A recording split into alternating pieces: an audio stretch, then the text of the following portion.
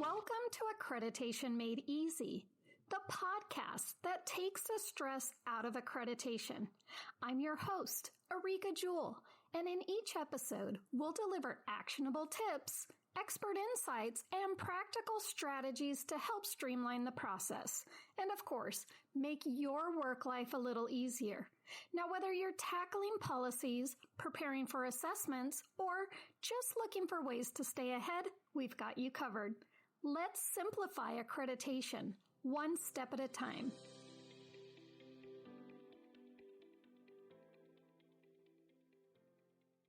Assessors are constantly checking the accreditation cycle dates during your review.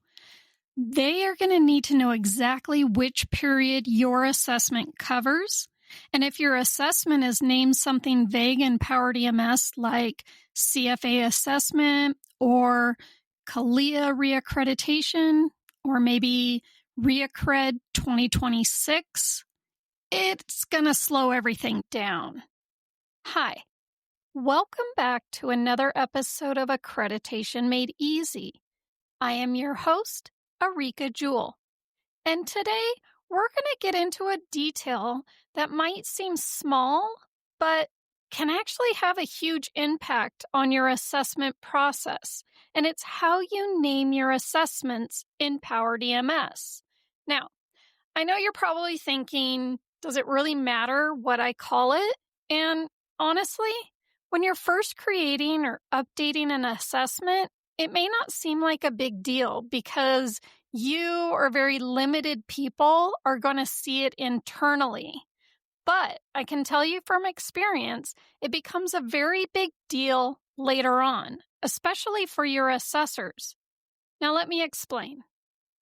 People start asking, and when I say people, I mean the assessors when they're sitting there reviewing your files, what are the dates that the assessment covers? And if you don't have it written down on a whiteboard in the assessor workspace or maybe printed on a tent card on the table in front of them, suddenly, instead of focusing on your proofs of compliance, your assessors are distracted trying to figure it out. Maybe they're looking in a pre-read packet that you gave them, or maybe they're picking up the phone and calling you.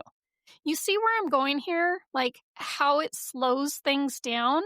And here's the fix. But before I get into that, let me say this first. Putting the dates in all those other places, the whiteboard, the tent card, the pre-read packet, it won't hurt, but let me give you a super simple, easier way. Just name your assessment with the actual cycle dates. For example, instead of Reaccred 2026, name it December 7th, 2023 to December 6th, 2026. That way, the dates are visible across every page in your assessment, every standard that the assessor is clicked on, and it's also on the blue navigation column to the left. Now, while assessors could glance at the sticky note maybe or the whiteboard or the tent card to keep track, it takes their focus. It takes their eyes away from the standard, away from the proof that contains the dates they're trying to verify. And instead, it keeps them in PowerDMS, and the dates are right there the entire time, literally. Every single page, the name of the assessment, or in this case, the dates of the assessment cycle, are front and center. Now, updating the name is easy.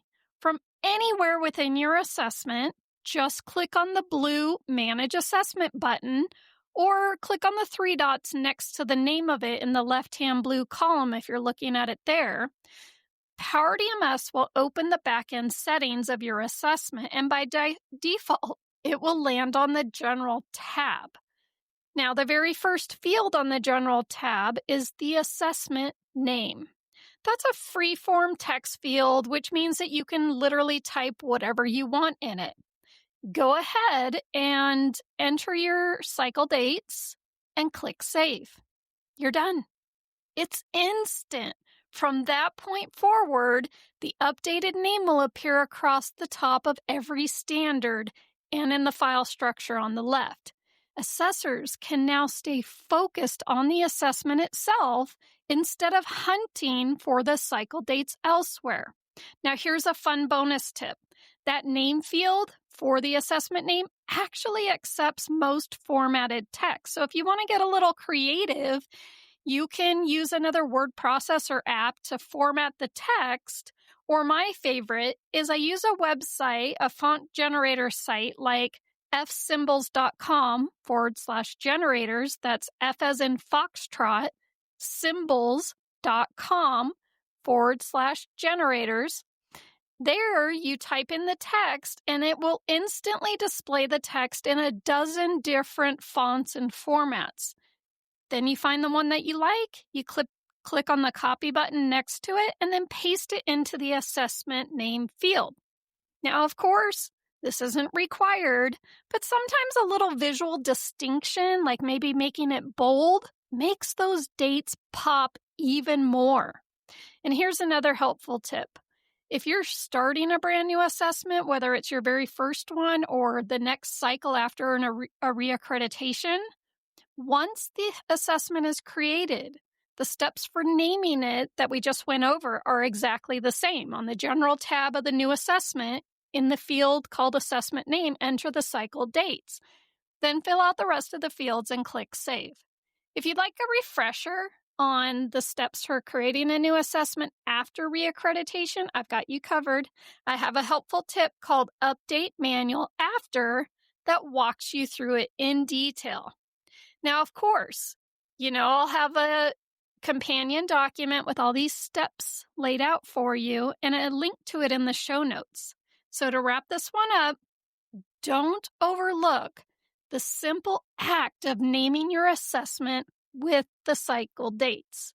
It saves your assessors time, it keeps everyone on the same page, and it helps your assessment process flow more smoothly. It's like one of those little tweaks that pays off big time in the long run. Okay, friends, that's all I have for you today. Thanks for tuning in. And until next time, let's keep making accreditation easy, one step at a time.